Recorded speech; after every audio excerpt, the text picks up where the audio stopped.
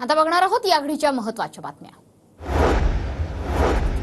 विधान परिषदेच्या जागेसंदर्भात महायुतीत किंवा पक्षात चर्चा झाली नाही। 50हून अधिक सहकाऱ्यांनी उमेदवारीसाठी पक्षाकडे अर्ज केला। रुपाली चाकणकर आणि रुपाली पाटलांच्या वादावर सुनील तटकरेंची प्रतिक्रिया। महायुती टिकवायची आहे, सर्वांना सोबत घ्यायचं आहे, कुणी चुकलं तरी त्याला सोबत घ्यायचं आहे। रवींद्र चव्हाणांविरोधात टीकेची झोड उठवल्यानंतर कदम नरमले। रामदास कदमांचं वक्तव्य हे सत्य आहे। उद्धव ठाकरेंना फक्त मुख्यमंत्री पदाची खुर्ची हवी। रामदास कदमांच्या वक्तव्याला नरेश मस्के यांचा दुजोरा। देशातील एकूण गुंतवणुकीच्या 52.46% परकीय गुंतवणूक केवळ एकट्या महाराष्ट्रात। एप्रिल ते जून दरम्यान 70,795 कोटींची परकीय गुंतवणूक। उपमुख्यमंत्री देवेंद्र फडणवीसांची ट्विटद्वारे माहिती। महाराष्ट्रात सर्वाधिक परकीय गुंतवणूक फक्त कागदावर। सगळे उद्योग महाराष्ट्रातून गुजरातमध्ये गेले। फडणवीसांच्या ट्विटवरून वडेट्टीवारांची टीका।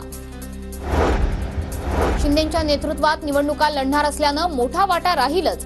शिंदेच मुख्यमंत्री राहावेत असं माझं मत। महायुतीतील जागा वाटपावरून शंभूराज देसाईंची प्रतिक्रिया।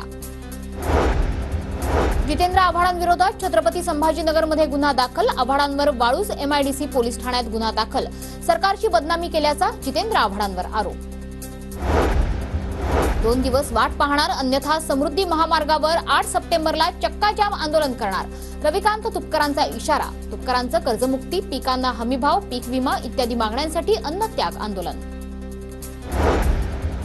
निवडणुकीसाठी धन कमी पडत असल्यानं चर्चा झाली असेल। 1.5 महिन्यात नवीन काहीतरी घडवण्यासाठी भेट असावी। गौतम अदानी आणि शिंदे फडणवीसांमधील बैठकीवर वडेट्टीवारांची टीका।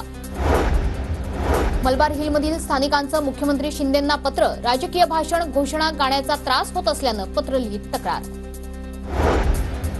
2 महिन्यातच महाराष्ट्र घटनाबाह्य मुख्यमंत्र्यांना हद्दपार करणार। मलबार हिलमधील स्थानिकांना जास्त काळ त्रास सहन करावा लागणार नाही। आदित्य ठाकरेंची प्रतिक्रिया।